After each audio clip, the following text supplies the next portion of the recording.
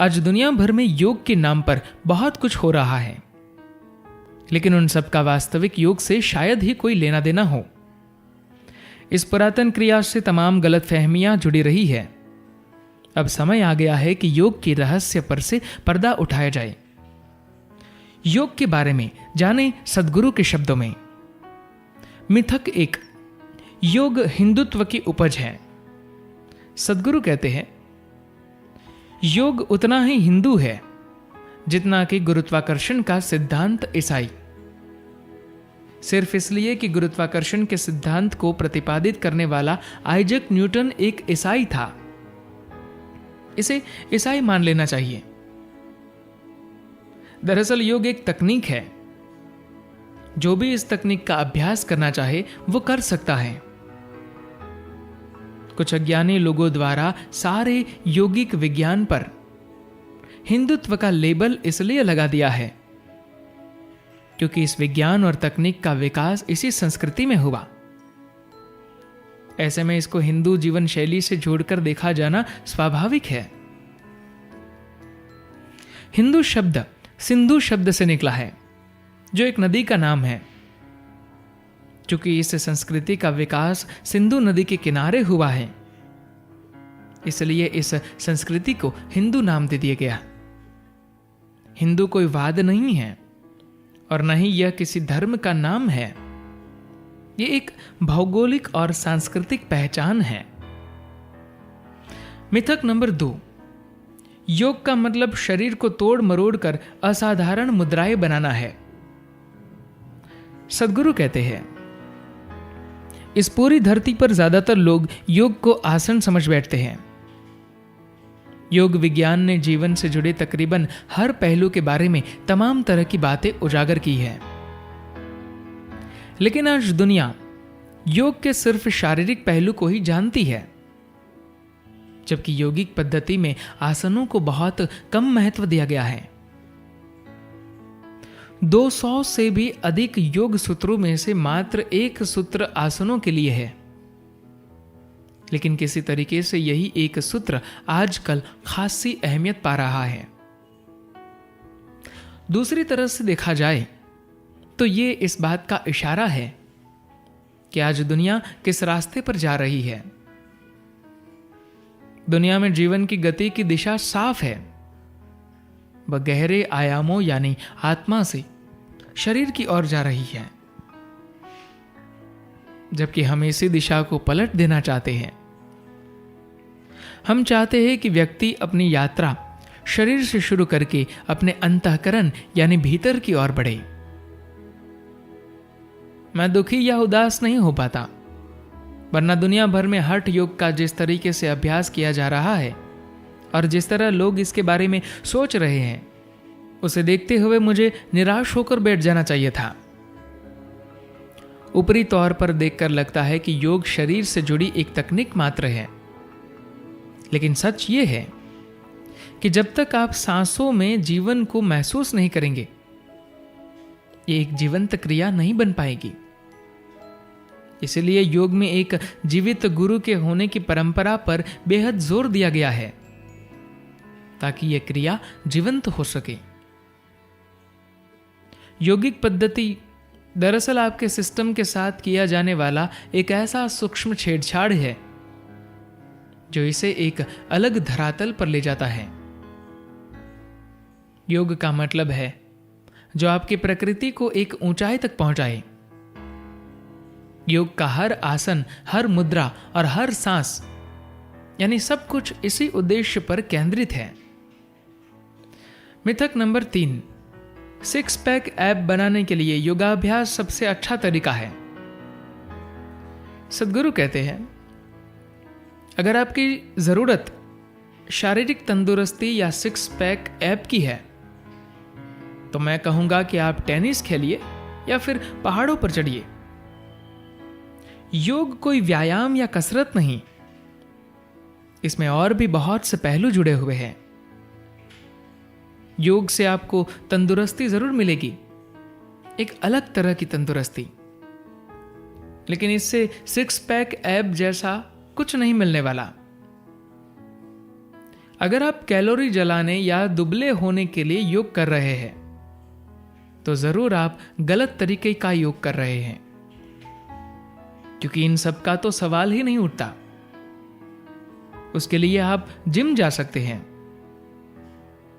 योगाभ्यास बड़े आराम से, शांति से करने वाली क्रिया है, न कि व्यायाम की तरह।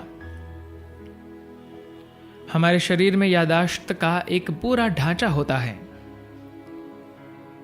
अगर आप अपने शरीर के बारे में सब कुछ जानना चाहते हैं या इस ब्रह्मांड के बारे में जानना चाहते हैं कि कैसे शून्य से लेकर अब तक का पूरा विकास हुआ, तो इन सभी चीजों का जवाब इस शरीर में लिखा है।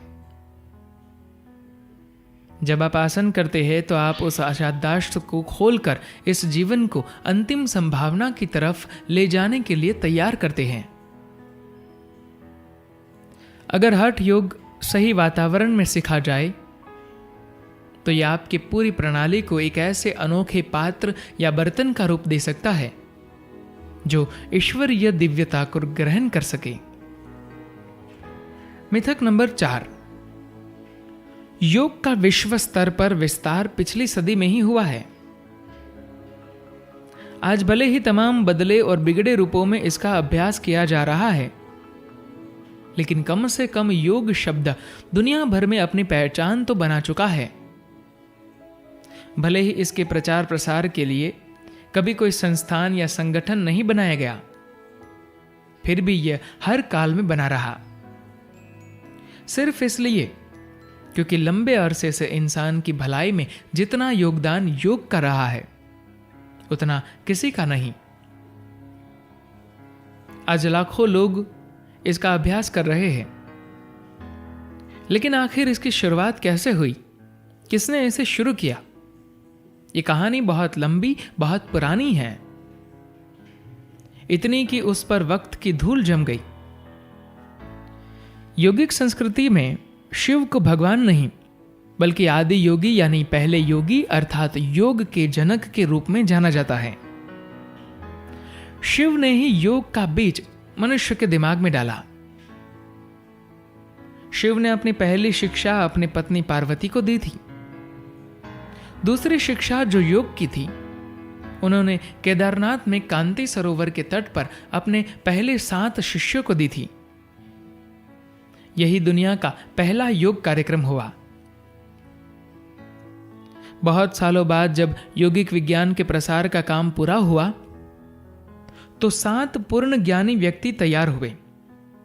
7 प्रख्यात साधु, जिन्हें भारतीय संस्कृति में सप्तऋषि के नाम से जाना और पूजा जाता है। शिव ने इन 7 ऋषियों को योग के अलग अलग आयाम बताए और ये सभी आयाम योग के 7 मूल स्वरूप हो गए। आज भी योग के ये 7 विशिष्ट स्वरूप मौजूद हैं। इन सप्तऋषियों को विश्व के अलग अलग दिशाओं में भेजा गया, जिससे वे योग के अपने ज्ञान लोगों तक पहुंचा सके, जिससे इंसान अपनी सीमाओं और मजबूरियों से बाहर निकलकर अपना विकास कर सके। एक को मध्य एशिया, एक को मध्य पूर्व एशिया व उत्तरी अफ्रीका, एक को दक्षिण अमेरिका, एक को हिमालय के निचले क्षेत्र में, एक ऋषि को पूर्वी एशिया, एक को दक्षिण में भारतीय उपमहाद्वीप में भेजा गया और एक आदि योगी के साथ वही रह गया।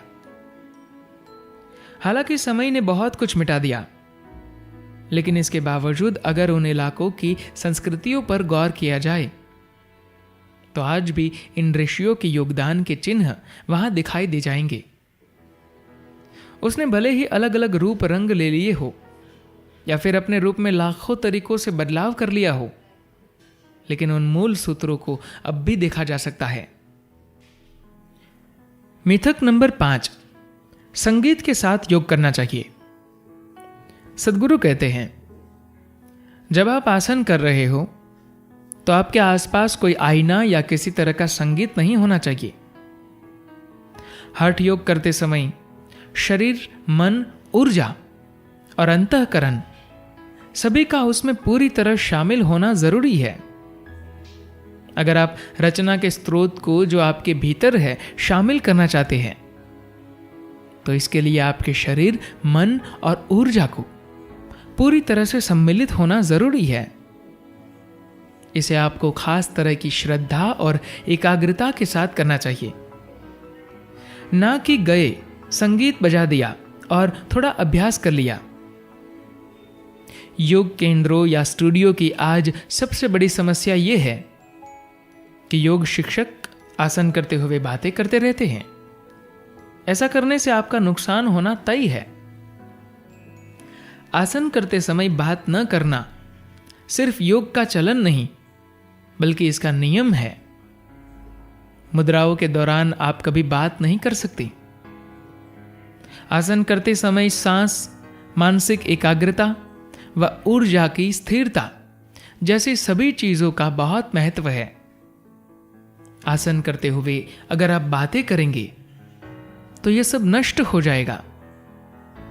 कम से कम 8-10 ऐसे लोग हमारे पास आ चुके हैं जो गंभीर असंतुलन के शिकार है और जिससे बाहर निकलने में हमने उनकी मदद की। उनमें से करीब 4 लोगों ने अपना पेशा ही छोड़ दिया क्योंकि उन्हें एहसास हो गया कि वे अब तक किन बेमतलब की चीजों में उलझे हुए थे। कुछ साल पहले जब मैं अमेरिका में था तो मुझे एक योग स्टूडियो में बोलने के लिए बुलाया गया। जब मैं योग स्टूडियो पहुंचा तो देखा कि लोगों को उत्साहित करने के लिए वहां जोरदार संगीत बज रहा था। योग शिक्षिका अर्ध मत्स्येंद्रासन की मुद्रा में थी और लोगों से बातें भी कर रही थी। मुझे देखते ही उछलकर खड़ी हो गई और आकर मुझसे लिपट गई। मैं उन्हें एक तरफ से ले गया और उनसे कहा, देखिए, इस तरह आपके सिस्टम में गंभीर असंतुलन हो सकता है। आप कितने सालों से ऐसा कर रही है? उन्होंने कहा, करीब 15-16 सालों से। मैंने कहा, अगर आप पिछले 16 सालों से ऐसा कर रही हैं तो निश्चित रूप से आपको फला बीमारियां होगी। इतना सुनते ही वह डर कर मुझे देखने लगी। अगले दिन वह मेरे पास आई और बोली, सदगुरु, कल आपने जो कहा था वह वाकई मेरे साथ हो रहा है। मैं तमाम तरह का डॉक्टरी इलाज करवा रही हूं।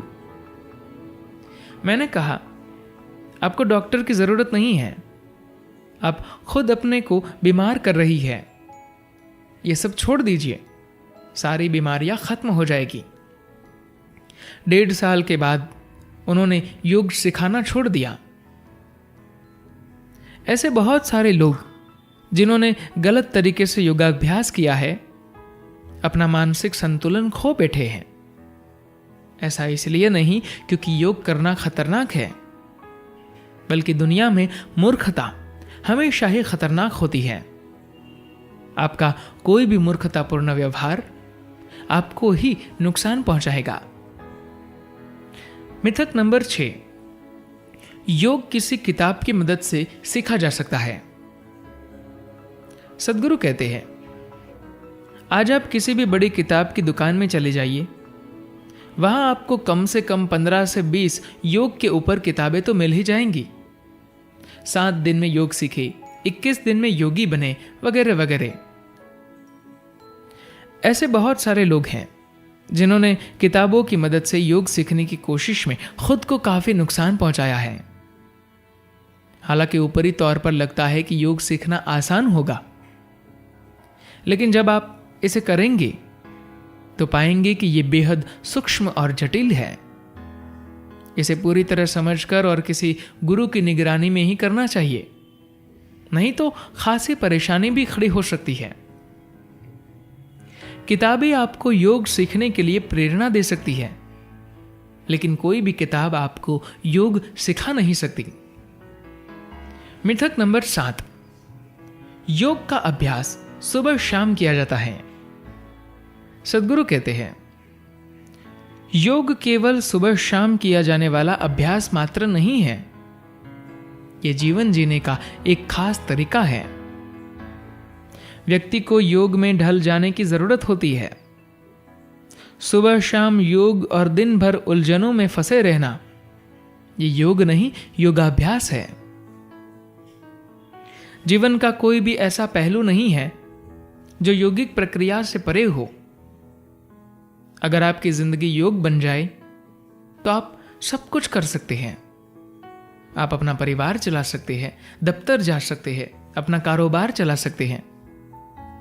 अगर आप अपने जीवन में योग को उतार लें तो बिना किसी बाधा के हर वे काम आप कर सकते हैं जो आप करना चाहते हैं।